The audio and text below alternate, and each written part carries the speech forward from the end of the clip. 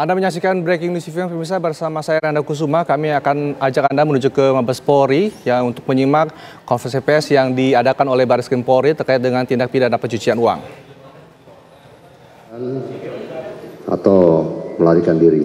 Nah ini menjadi pertimbangan kita. Terkait dengan kedua dari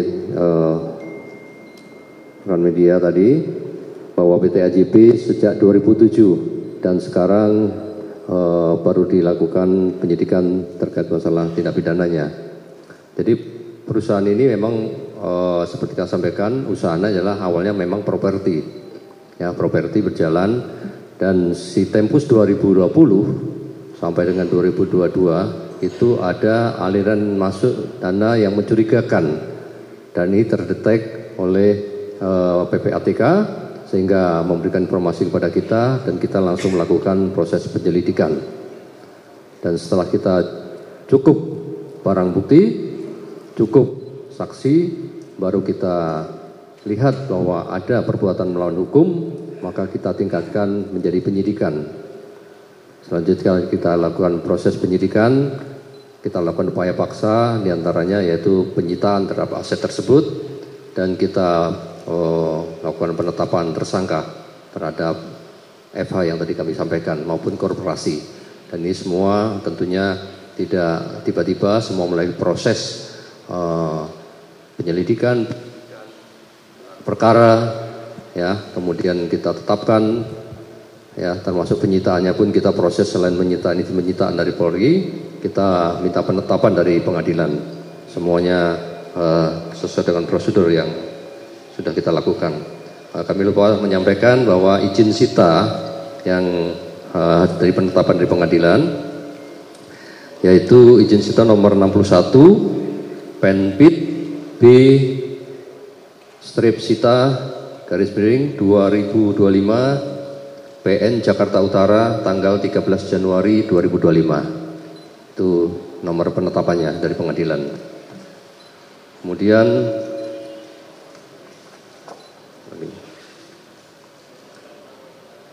keterlibatan instansi masa perizinan. Kalau perizinan tentunya kalau usaha ya pasti diproses perizinannya ada semua, tidak ada masalah.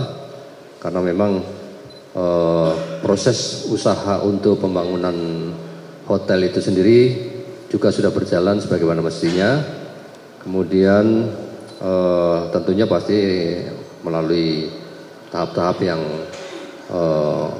seharusnya sesuai dengan prosedur yang ada.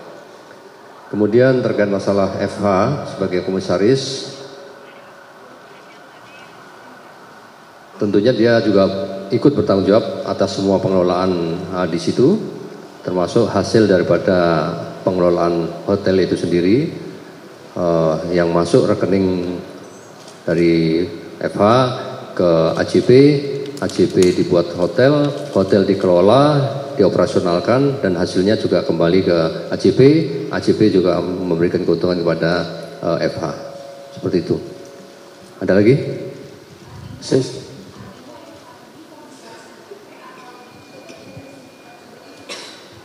Oh, ya justru itu karena dia adalah top leadernya dari jaringan judi online yang kemarin kami sampaikan di awal. Sesi kedua kita buka, masih ada pertanyaan? 3 tengah dulu ya. Kita fokuskan 3 tengah dulu, silakan.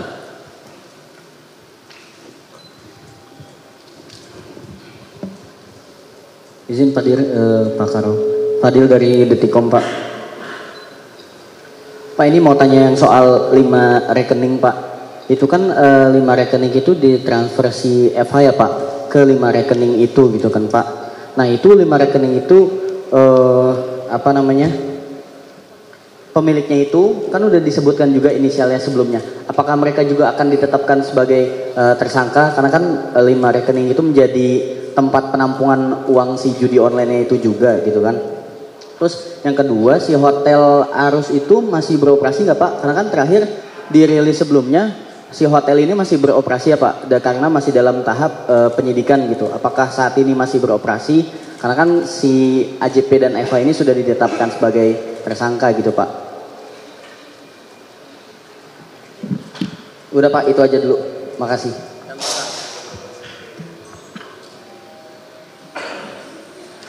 Izin Bapak, saya dari kompas.com. Pak, mau mempertegas, ini kan aliran dananya hari ini ada 100M sekian, tapi mungkin dari penemuannya Bapak, uang judi online itu selain ke arus ada indikasi kemana lagi nggak sih Pak?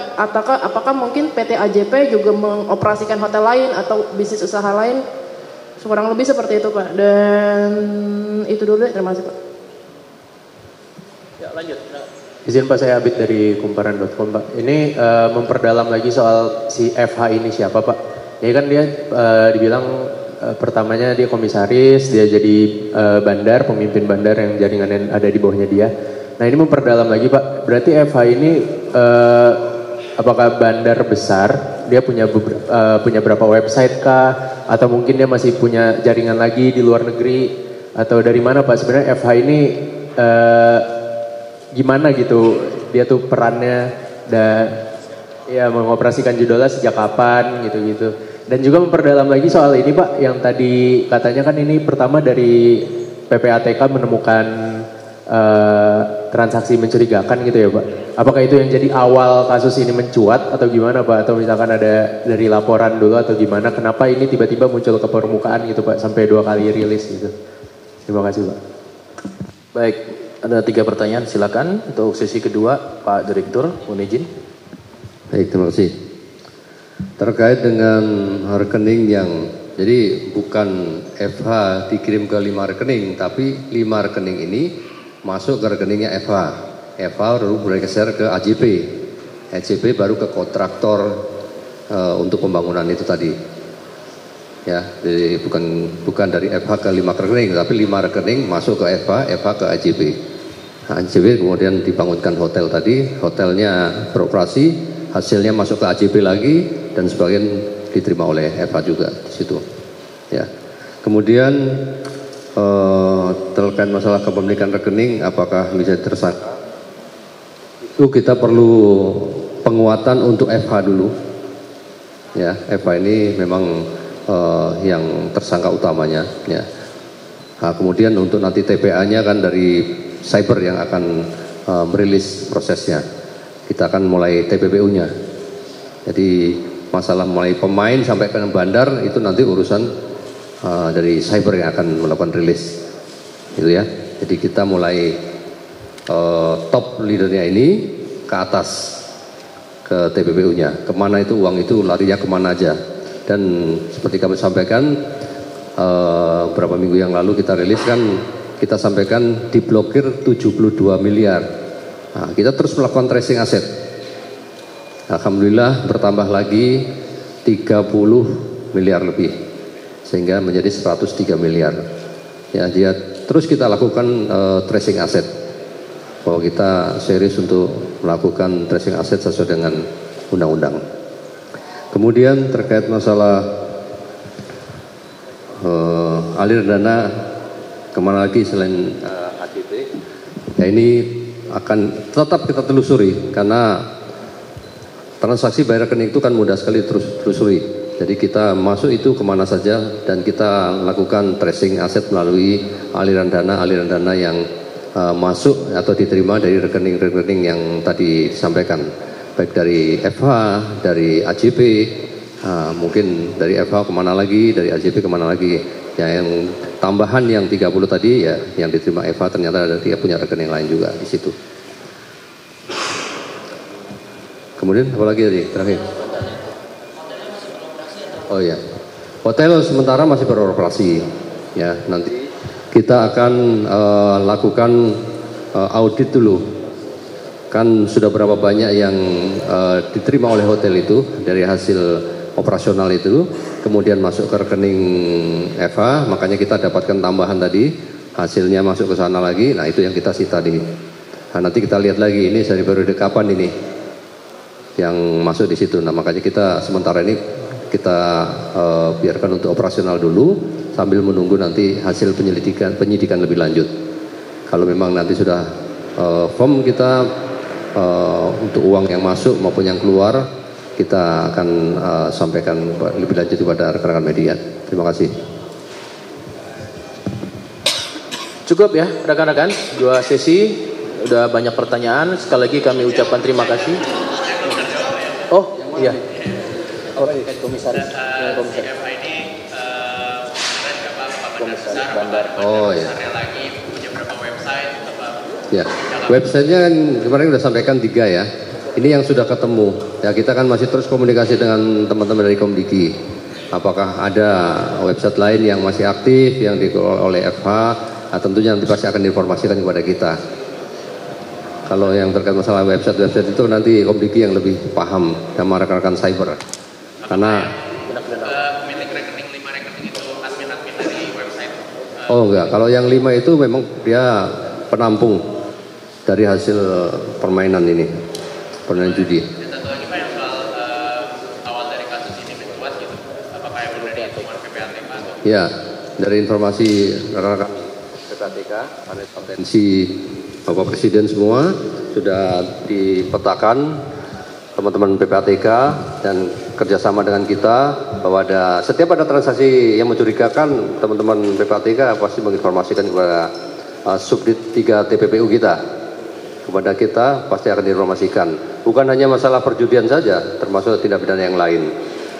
Banyak, cukup banyak LH yang diberikan kepada kita untuk kita proses penyidikan.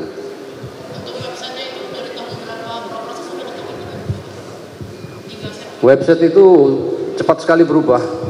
Berapa bulan ganti, berapa bulan ganti, berapa bulan ganti. Sehingga take down udah buka lagi, tutup lagi, sama Komdiki buka lagi, tutup lagi gitu. Jadi iya. Jadi misalnya alfabet, Dafabet. Nah, yang pertama, besok muncul Dafabet titik A misalnya. Muncul lagi. Ya beda-beda ini aja, tapi ya itu juga sebetulnya. Sudah di take down lagi, muncul lagi gitu. Baik, cukup rekan-rekan, terima kasih. 2 sesi ini tanya jawab sudah berlangsung dengan baik dan tertib. Terima kasih, semoga ini juga bisa menjadi deterrent effect pada seluruh para pelaku-pelaku dan juga tentunya pembelajaran bagi masyarakat sebagai wawasan. Sekali lagi terima kasih, saya tutup. Wassalamualaikum warahmatullahi wabarakatuh.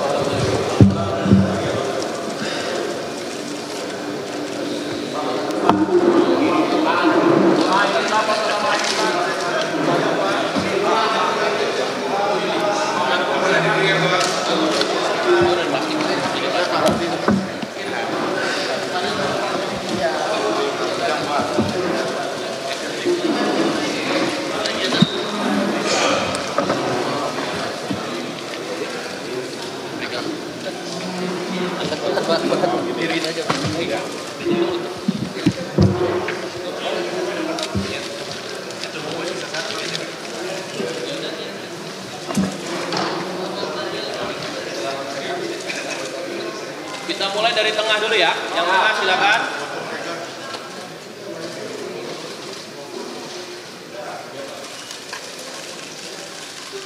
Selesai?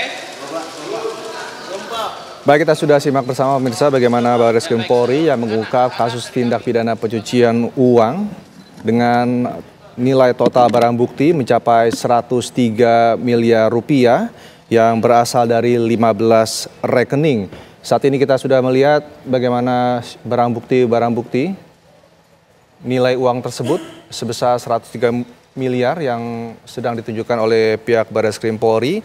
Dalam kasus ini pemirsa, polisi menetapkan dua tersangka, yakni satu TSK Korporasi, PT AJP, dan tersangka perseorangan dengan inisial FH.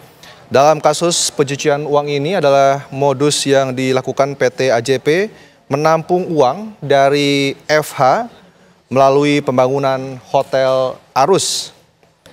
Aliran dana yang diterima FH ini masuk ke dalam rekening PT AJP untuk mengaburkan asal-usul uang yang diterima sehingga uang tersebut dibangunkan hotel. Sementara uang tersebut pun dinikmati oleh tersangka yang berinisial FH. Dalam kasus tindak pidana pencucian uang ini, PT AJP akan dikenakan pasal 6 Jungto 69 Undang-Undang Nomor 8 Tahun 2010 tentang pemberantasan TPPU, dan selaku korporasi ancaman hukuman pidana denda ini paling banyak mencapai 100 miliar rupiah. Sementara untuk tersangka dari FH, ia adalah seorang komisaris di PT AJP.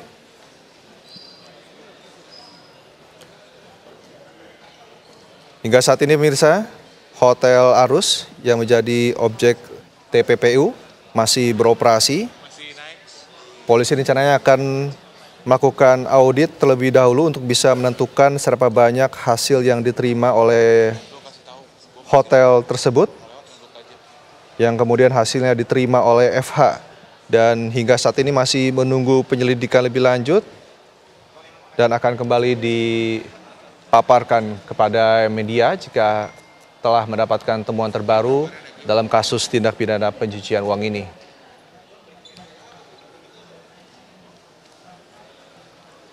Kita sudah simak bersama konferensi pers yang dibuka oleh Karopenmas Humas Polri, Brigjen Pol Truno Yudo Wisnu Andiko. Sementara juga kasus telah dipaparkan oleh Dir Tipideksus Bareskrim Polri, Brigjen Pol Helvi Assegaf, bersama dengan Dir Tipid Siber Bareskrim Polri, Brigjen Pol Himawan Bayu Aji. Saat ini pihak media bisa diperlihatkan barang bukti dengan nilai kurang lebih 103 miliar yang merupakan barang bukti dari tindak pidana pencucian uang yang dimoduskan dalam pembangunan hotel.